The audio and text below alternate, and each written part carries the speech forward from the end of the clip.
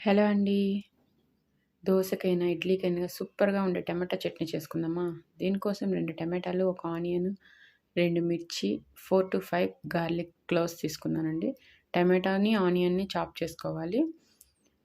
తర్వాత ఒక పాన్ పెట్టుకొని దాంట్లో కొంచెం ఆయిల్ ఏసుకొని 1 బై 1 మనం యాడ్ చేసుకొని స్టార్ట్ చేసుకుంటే సరిపోతుంది.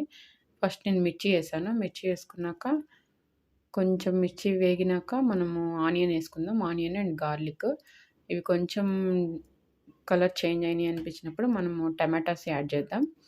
టమాటాస్ యాడ్ చేశాక లిడ్ పెట్టుకొని ఒక 5 మినిట్స్ లో ఫ్లేమ్‌లో మగ్గనివ్వాలండి. అప్పుడు టమాటాలో ఉన్న రా స్మెల్ అంతా పోతుంది.